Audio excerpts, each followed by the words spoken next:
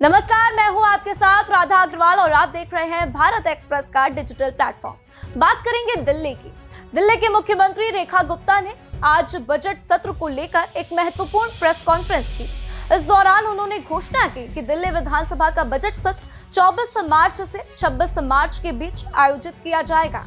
उन्होंने इस बजट को विकसित दिल्ली का बजट करार दिया और कहा कि यह बजट जनता की जरूरतों को ध्यान में रखते हुए तैयार किया गया है। साथ ही उन्होंने बताया कि जनता के सुझाव प्राप्त करने के लिए एक व्हाट्सएप नंबर और एक विशेष वेबसाइट जारी की गई है, जहां दिल्ली का कोई भी नागरिक अपने सुझाव साझा कर सकता है। प्रेस कॉन्फ्रेंस के दौरान मुख्यमंत्री रेखा गुप्ता ने कहा कि हमारा उद्देश्य है कि यह बजट जनता की आकांक्षाओं को ध्यान में रखकर तैयार किया जाए। यह बजट केवल एक दस्तावेज ही नहीं, बल्कि दिल्ली के विकास की एक नई गाथा लिखने का संकल्प है। इसमें सभी वर्गों की आवश्यकताओं को समाहित किया जाएगा ताकि दिल्ली को एक विकसित और आत्मनिर्भर शहर बनाया जा सके।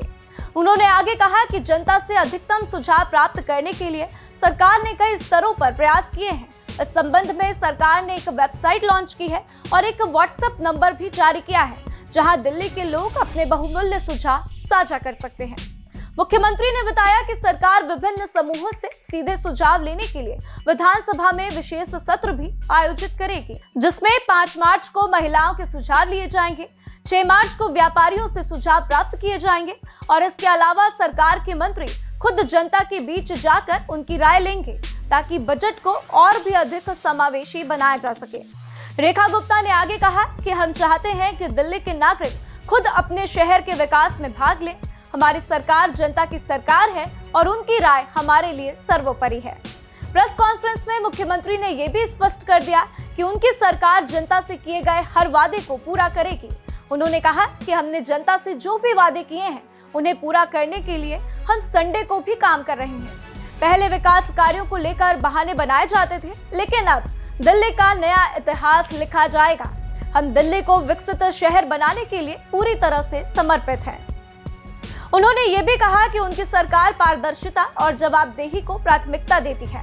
उन्होंने पिछली सरकार पर निशाना साधते हुए कहा कि उनकी केवल 2 कैग रिपोर्ट सामने आई है, जिनमें भ्रष्टाचार उजागर हुआ है।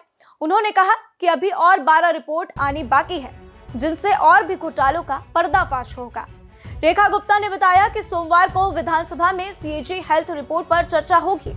उन्होंने कहा कि अभी तक 2 रिपोर्ट प्रस्तुत की गई हैं, जिनमें कई अनियमितताएं पाई गई। उन्होंने विपक्ष से अपील की है कि वे सार्थक चर्चा में सहयोग करें ताकि दिल्ली की जनता को वास्तविक स्थिति के बारे में पता चल सके। उन्होंने कहा कि आम आदमी पार्टी की सरकार अब पूरी तरह से एक्सपोज हो चुकी है और जनता के सामने उसकी सच्चाई उजागर हो रही है। साथ ही मुख्यमंत्री ने प्रेस कॉन्फ्रेंस के अंत में ये बात भी दोहराई कि उनकी सरकार दिल्ली के विकास के लिए पूरी तरह से प्रतिबद्ध है। उन्होंने कहा कि हमारी सरकार दिल्ली को एक विश्व स्तरीय शहर बनाने के लिए हर संभव प्रयास कर रही है। हमारा उद्देश्य केवल वादे करना नहीं, बल्कि उन्हें पूरा करना भी है। जनता के सुझाव हमारे लिए महत्वपूर्ण है और हम उन्हें अपने बजट में शामिल करने का पूरा प्रयास करेंगे। साथ ही उन्होंने आगे कहा कि दिल्ली के नागरिकों को सरकार पर विश्वास रखना चाहिए, क्योंकि उनकी सरकार जनता की भलाई के लिए हर संभव कदम उठा रही है।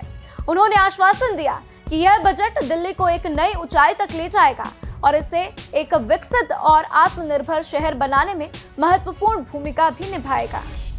वहीं बता दें कि मुख्यमंत्री रेखा गुप्ता द्वारा प्रस्तुत इस बजट सत्र की रूपरेखा से यह स्पष्ट है कि उनकी सरकार दिल्ली के विकास के लिए एक समग्र दृष्टिकोण अपनाने के लिए प्रतिबद्ध है। जनता की भागीदारी सुनिश्चित करने के लिए विभिन्न स्तरों पर प्रयास भी किए जा रहे हैं। व्यापारियों, महिलाओं और आम जनता से सुझाव लेकर यह बजट तैयार किया जाएगा, जिससे हर वर्ग की जरूरतों को ध्यान में रखा जा सके। सरकार की यह पहल न केवल लोकतांत्रिक प्रक्रिया को मजबूत करेगी, बल्कि दिल्ली के नागरिकों को अपने शहर के विकास में भाग लेने का अवसर भी प्रदान करेगी। अब यह देखना दिलचस्प होगा कि जनता की राय से किस प्रकार का बजट तैयार होता है और यह दिल्ली के विकास को किस दिशा में लेकर जाता है।